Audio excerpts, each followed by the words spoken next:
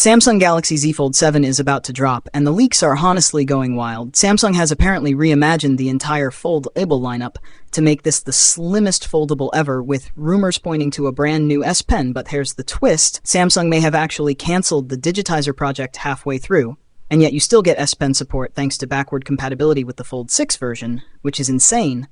Third-party pens are already showing up on Amazon for as low as $17, and that is mind-blowing, because Samsung's own official penis expected to cost around $99, so yeah, massive price difference. Would your ISK buying a cheap third-party pen for a premium foldable? Let me know below, because I'm curious. But wait, there's more. Samsung is rumored to have solved a big problem with the Z Fold series. You know, how everyone complains about poor cameras on foldables. Well, this time they might go ultra-level.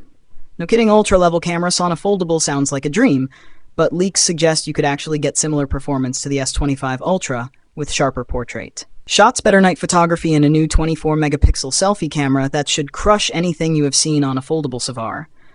That alone might be reason to upgrade, even if the rest stays similar. Speaking of design, the leaks show the Z Fold 7 is thinner than ever, measuring just 3.9 millimeters when unfolded, and weighing only 215 grams. That's 24 grams lighter than the previous Fold 6. So you basically get a phone that feels like a lab phone even when folded. No brick in your pocket anymore, and people are going to love that one. Eek even showed Parker Burton, a YouTuber, who tried the device before launch, saying this is wildly thin and feels like a normal phone when closed. That's a huge confidence boost for buyers. Okay, here's another twist. Remember, Samsung was going to ditch the pen digitizer to make things slim, but then they apparently built a new S Pen with our design tip and bigger body to work, even without the digitizers. Somehow you can still use handwriting on the main screen while keeping the phone super thin. I seriously want to know how they pulled that off, because it almost sound impossible. Drop a comment if you think this is a smart move or a risky one. Now let's talk color options.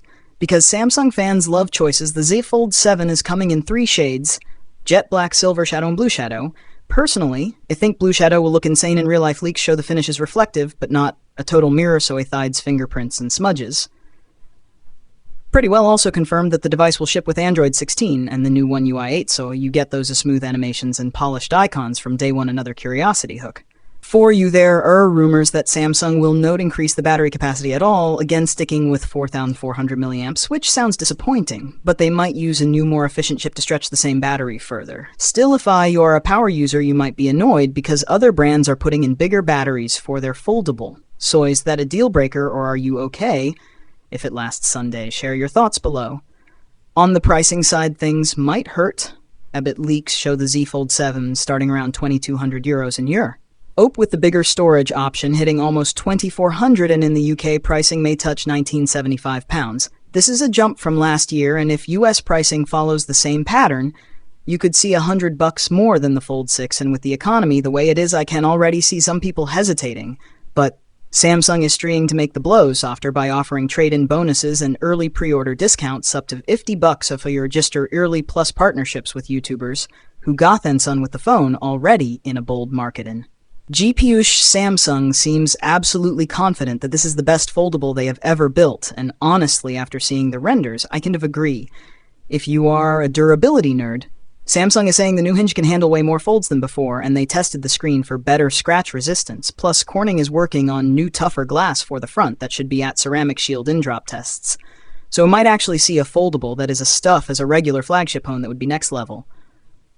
Oh, and the camera son more thing. It is rumored that Samsung just going to do a horizontal camera bar on the back instead of the classic triangle, which would give the Z Fold 7 a fresh vibe, like some Android rivals have already tried. Personally, I think it looks cleaner.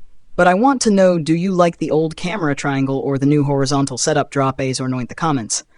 Another leak suggests that the S Pen latency might be slightly higher with the backward compatible Fold 6 pen, because no dedicated digitizer means software will have to do some magic to detect pen input. There is no clear number yet on how bad the latency could be, but for artists or note takers that might be an issue, or if you are into sketching you might want to wait for real-world reviews. And last but not least, Samsung will reveal all of this officially on July in that Galaxy Unpacked in New York with the tagline Ultra Unfolds, and you know leaks are going to keep pouring until. So subscribe and turn on notifications so you do not miss the final specs or pressing news. Alright, that is a full breakdown of every Samsung Galaxy Fold 7 leak design, features, cameras, performance software, and pricing, if you low. the foldable content and epic tech leaks shit, that like button and share this video. It truly helps the channel grow and gives me motivation to keep hunting the best leaks for you. See you in the next one. Peace.